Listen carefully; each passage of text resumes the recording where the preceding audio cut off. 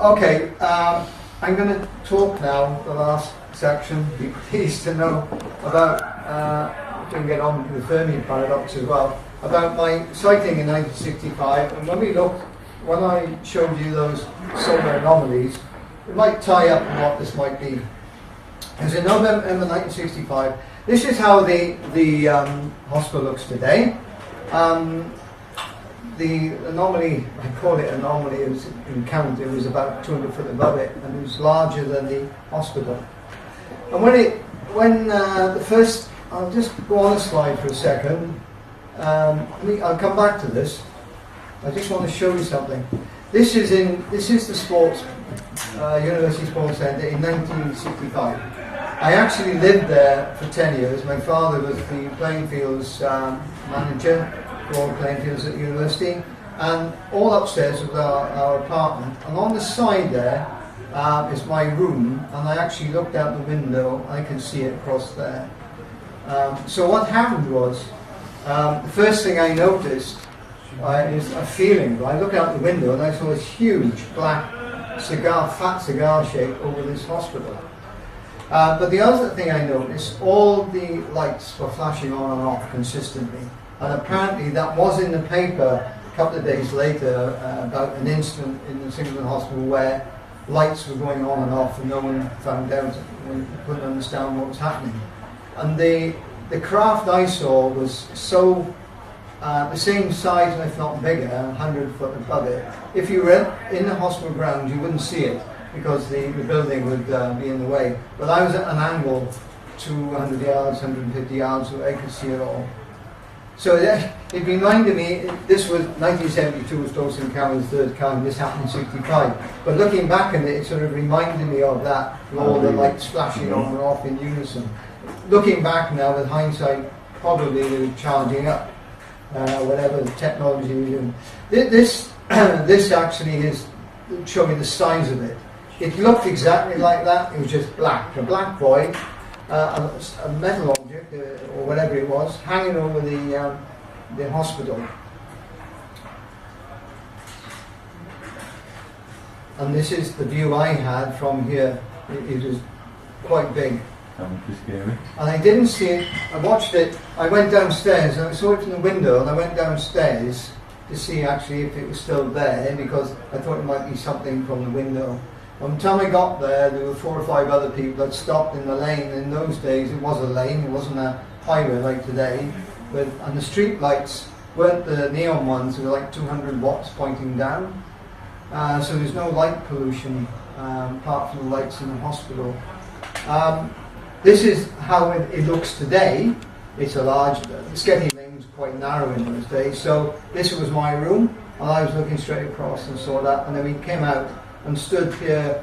2 cars had stopped. They'd already seen it. So that's basically what I saw for about 25 minutes. This is a picture I took in '64 to show you the building of the hospital. That's how small. It was just a lane. We just passed 2 cars in those days. This actually is the Weavers. Do you remember the Weavers dock? This was a demonstration of I took some pictures of it. They had to put it down. The first precast concrete building in the world. They don't put it down. Don't even know. Anyway, so this is an aerial view. Good job for Google. But this is where it was, right over this area here. Sports centres here, and that's what it looked like. So we watched it for about 20 minutes, and all of a sudden a little green dot appeared in the middle, and eventually this happened. I presume it went all the way around. I could only see one side of it. You're probably talking, if it was about 100 foot up, you're probably talking something, the hospital is about, I don't know, 200 metres long or something. It's quite long. So it's much bigger because it's 150 foot up or so. All of a sudden this little window appeared and this green light appeared and it was like going around. It was flashing like it was a neon light. And then all of a sudden it just did that. Just disappeared. It was a slight second before it disappeared, was a slight shudder, and then dematerialised. There was no moving away, and it was solid, like it was hanging there, and then bang, it went. So either it had got some kind of natural, using a natural wormhole or a man-made, say man-made, inverted commas, technology, down to a small box section, and used a combination and used that. But I tried to get answers from astrophysicists, but even the Japanese guy, but I haven't had any word back on that. So if anybody's got some ideas apart from that, you know. But that's what we saw, and that stuck in my mind ever since. It's got something like that you never forget. So you mentioned as well when you sent me the account, the space where it occupied. Yes, you couldn't see the stars. No, after it disappeared, all that area was void, and after about 6 seconds, the stars appeared.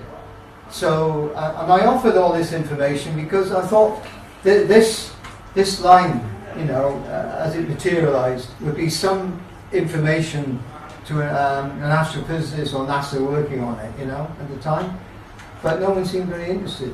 I understand that there is technology available, but it involves like something twice the size as building to get even started, you know. These, whoever had these, and it's bearing in mind it's like 65, if it was one of those, we should be going off well into the cosmic unknown by now, you know. So that was the sighting. I call it close encounter, probably in the first kind. Of course, that wasn't turned until some years later, was it? The close encounters, 77, 72 or something like that. 77. Was it? 77. I've got one of them on DVD. Have you? Yeah. Like that?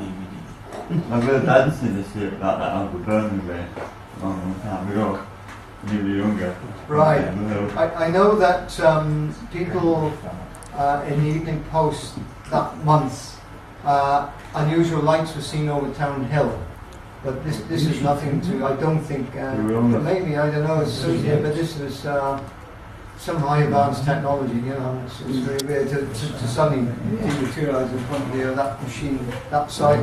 I think it was something. I was unfortunate. I didn't see it arrive, but it couldn't have been there that long after I looked at it, because all the lights were flashing on and off. They were all using the power, because in 1965 that was the biggest building just being built in Swansea. So whoever arrived tracked the energy coming out of it, and it was like the car needs a battery charge. That they probably took the information, you know, and started it up. What time of night? 6 o'clock. 6 o'clock. It was dark. Early. Yeah, it was dark in November, so it was dark, but you couldn't miss this. And then when that green light appeared, you know... And there was no noise, no vapor? Nothing at all. Nothing at all. No humming, no... only a feeling in your head. Slight, you know, like a magnetic thing. It was, but there's no noise, nothing at all. And we were just standing, we actually walked up to the entrance, and we was looking at it. And there was about 4 or 5 people by this time. They were older than me. I was only about 18 at the time. So they probably passed on now, but with hindsight, it would be good to try and get their versions of it. But I never heard, there was no other report made, you know, as far as I'm aware. You know.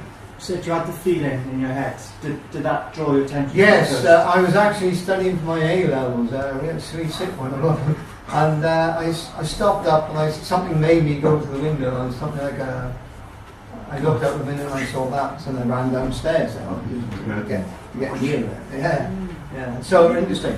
But it always stuck with me, and it's something that's never. But having learned a lot since then, I think it's that would be the answer. It's obviously used the technology and natural cosmic energies to power that craft. And it's surprising that no one. Well, it doesn't surprise me now. But who's interested in research in NASA, that might have helped them to, you know, replicate in some way. But There'd not be lots of cases of UFOs drawing energy from the power grid, causing blackouts. And, oh yes. in fact, there was in 1983 when there was a split of the big black triangles. Yes. The night of the triangles, I call it, in Swansea. Right, okay. There was a blackout in the Bishopston area. That's right. Yeah. That's right. Well, wouldn't energy from something as primitive as that be just like a Duracell battery to them? But you see, there was nothing, no lines or anything. They just used, probably a Wi-Fi effect. They were just sucking up via Wi-Fi, you know, and only got now. Yeah. But, who knows?